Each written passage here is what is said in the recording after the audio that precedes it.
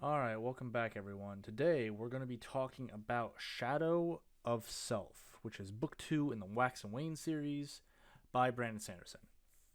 Now, if you didn't see my first video on this, which is the Alloy of Law, you should go watch that.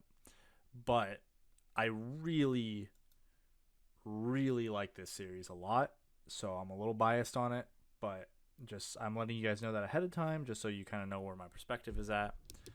I do think, however, that Shadow of Self is probably the weakest of the three that are out so far. We still haven't gotten book four, which is supposed to conclude the Wax and Wayne series.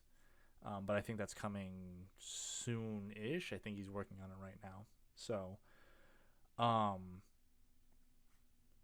yeah, let's talk about positives. Um, I think that the shining lights for this book, the number one thing for me is the Wayne character development. Um, I'm trying to. I'll go into spoilers in a sec, but uh, he has such a pivotal, like these pivotal reveals that really give him. We get a lot of depth from in the first book about Wax, and this gives him like Wayne is kind of like that comedic relief character. We don't really need a lot of depth about him, but in this book, Sanderson does such a good job of giving him this real like three-dimensional aspect to his character, this real depth of like why it is he's with Wax, what he's really doing, how this is all these events affected him in his life and stuff like that. And I think that is crucial to the success of this series, and this is why I love this series so much. I believe because all the characters are just so well done, and I feel like each book, Sanderson consciously is making sure to really develop the entirety of the cast, and these are not long; these are very short books, so it can be hard to do that within that amount of time.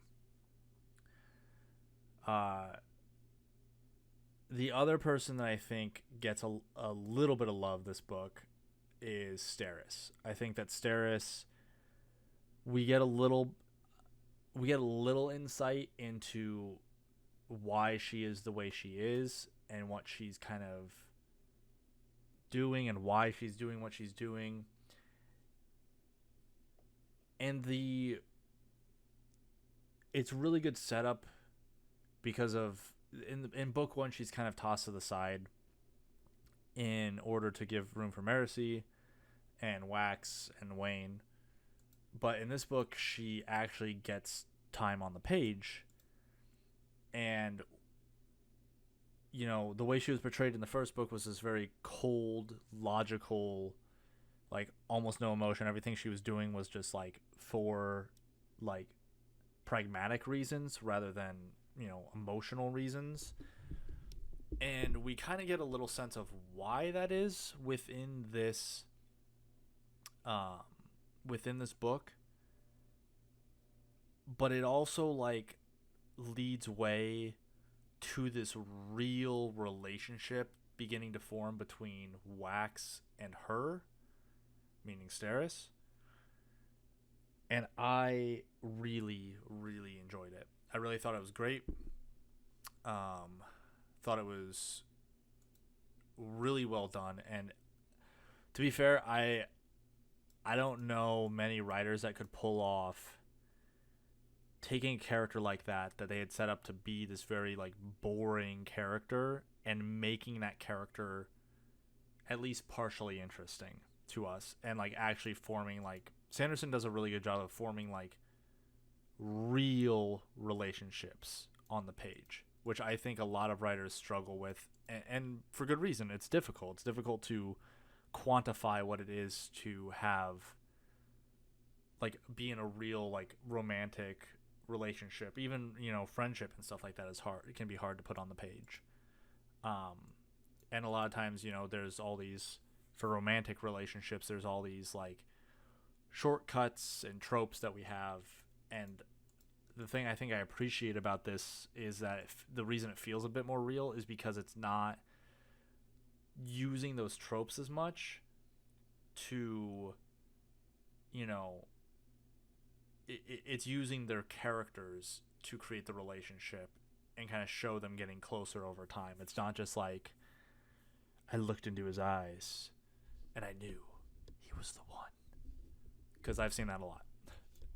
And it doesn't make for that great of relationship forming. So I think, going into some critiques about this book, I think that the reason I would say this is the slowest of the 3 books that we have so far is partially because there's a lot of setup for the next book, which I know because I've read these before. But there's also just like, I feel like these slower sections of the book that I wouldn't say drag, but they're definitely not as interesting to read. Whereas like the first book, I felt like it was like adrenaline pumping all the time, which sometimes you can't have, you know, your foot on the pedal the entire way through a book. Sometimes you have to take these slower moments and like build tension that way. You have to like give the reader a time to be like, okay, nothing's going on, I can chill, we can reset tension a little bit, we can build up these other setups and payoffs that will proceed into the future.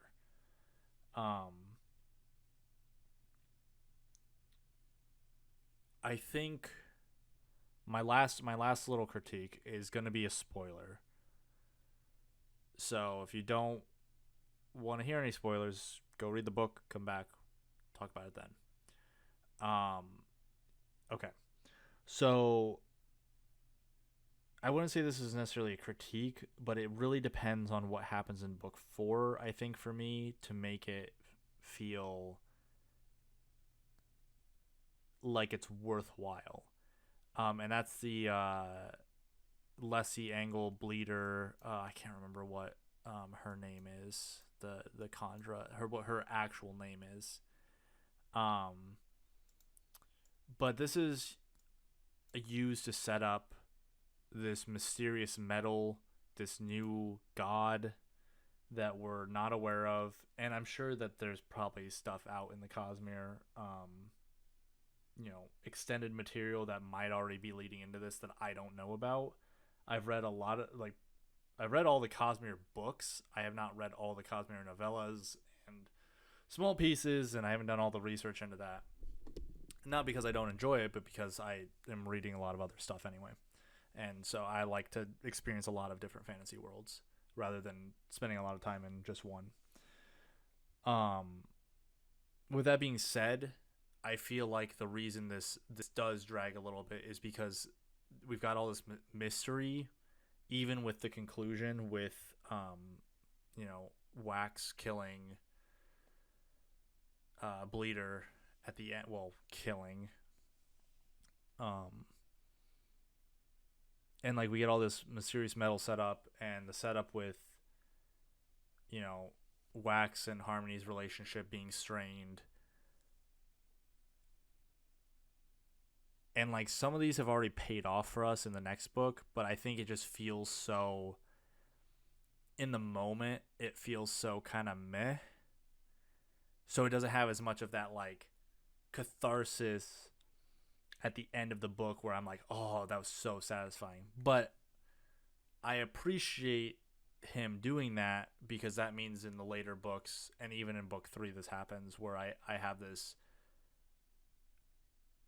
by taking the time to do all this now and set up all this stuff and, maybe take these slower periods that people aren't going to be enjoying as much and, kind of, I wouldn't say sacrifice a book, but like, make a book slightly less interesting, like give up the sake of the book itself for the sake of the series.